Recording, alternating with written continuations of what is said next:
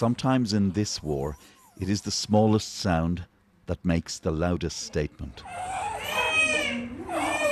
Siwar Ashur is 5 months old and struggles to absorb nutrition. Because of the blockade, the special milk formula she needs to survive is running out. When I change her, her body is very bad and dehydrated. She's like a skeleton.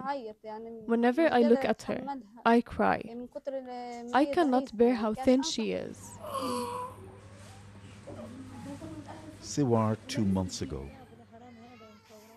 Children like her, who are already vulnerable, are in the greatest immediate danger from food shortages.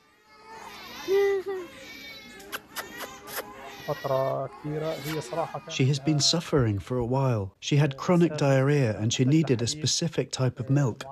And most of the times this milk is unavailable. Nothing enters through the borders. No milk, food or anything. This leads to big problems here for the kids. The UN calls Israel's blockade cruel collective punishment.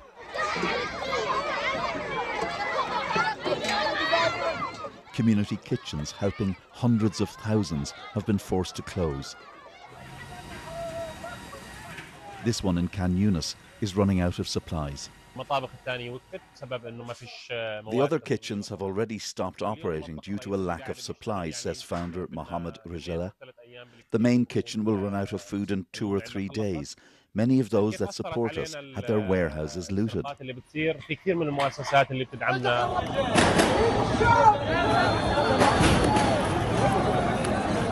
Crowds breaking into a UN warehouse as desperation takes hold. Israel and the main Palestinian leadership say Hamas steals aid. Hamas denies this, blaming criminal gangs, vowing to stop them. They shouldn't blame the people. There is no flour, no food, and the children need to eat. Unfortunately, there was no food in Al-Sana'a. The people found only ropes, so they left. The UN says it has enough food waiting outside Gaza to feed 1 million people for 4 months.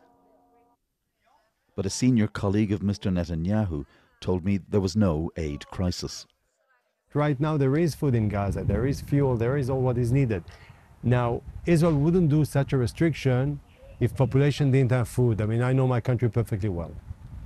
You're denying the evidence of people's eyes, starving children. They're not starving children. No, I repeat again, never ever was such quantities of humanitarian aid brought inside. And what we want is our hostages back and Hamas out of Gaza. War can be over in exactly 30 seconds.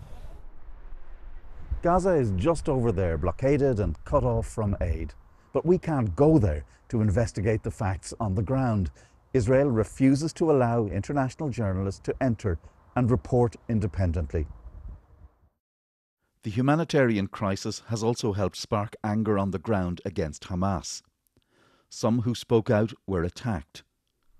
We managed to speak with a community activist in Gaza who's critical of both sides over the suffering of civilians.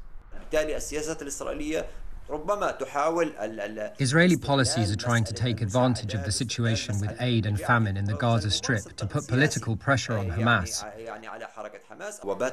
It has become clear to whoever followed the protests that broke out in the Gaza Strip, especially in the north, that there is real anger towards Hamas concerning their practices and how they handle the war. The civilians here feel that the movement has risked their lives, futures, and existence on this land.